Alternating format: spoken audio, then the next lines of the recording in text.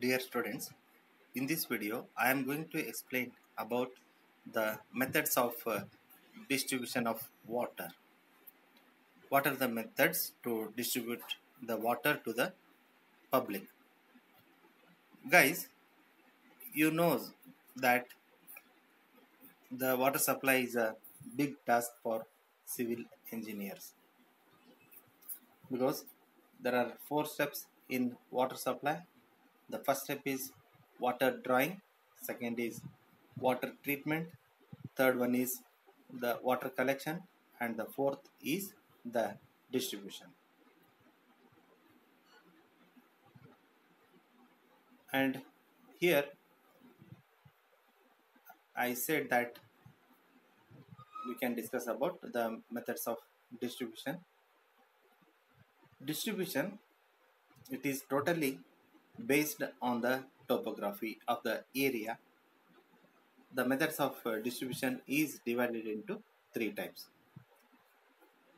Based on the topography, sometime the undulating terrain will be there. Undulating means sometime the higher altitude means hillock and slope, valley portion. Again, it is the hillock will be there. In this case, 2 hillocks and 1 valley. So first the from the hillock slope will be there and it touches the valley, and again the higher altitude level will be more. That's why the undulating terrain sometime only one side slope, sometime one side the up will be there. That's why according to the topography we have to choose, means engineer has to choose the he has to think to select the method of distribution. In the methods of distribution, as I said that it is divided into 3 types. The first one is gravity system, second is pumping system, third one is combination of gravity and pumping system.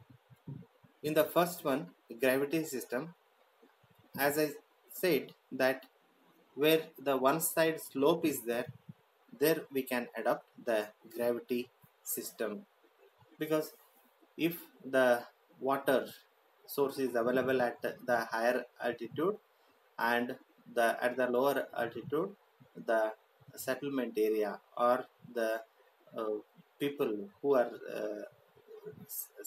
residing or layout is there, that if that area is at the lower altitude and the water source is at higher altitude, in this condition, in this topographical system, we can adopt the gravity system. Only with the gravity flow the water will reach to the people from the source. And second is pumping system. Pumping system where when the water source is established or available at the lower altitude and the people are settled down at the higher altitude. In this case, the water should be pumped from the lower altitude to higher altitude in case of the the higher elevation. The best example is in the valley portion, the source is available, that should be supplied to the people who are staying at the higher altitude. In this case, in this situation, we have to use pump to lift the water. So this system is called as pumping system. And the third one is combination of gravity and pumping system. As I said, where the undulating terrain is there, sometime the up, sometime the down, again it is up and down. So undulating, it is going up and down. In this type of topography, we the both the combination of the gravity and pumping will be there. Where the slope is there, from the higher altitude, that will be water will be flowed from the higher altitude to lower altitude, and when it reaches the lower altitude, this should be pumped again to reach the higher altitude.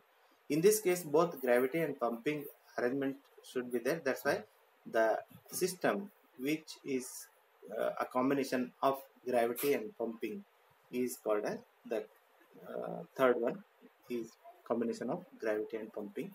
This is totally depends on the topography.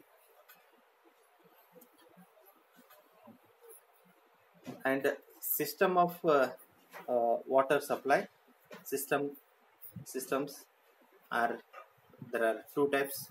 One is continuous system and the second one is intermittent supply. Continuous system means the water will be supplied continuously to the public, without any the stop of the water, control of water. And the second one is intermittent supply, means only the particular time or alternate days the water will be supplied to the public, is called as intermittent supply. Sometimes there is a chance of supplying the water for the row wise in the layouts.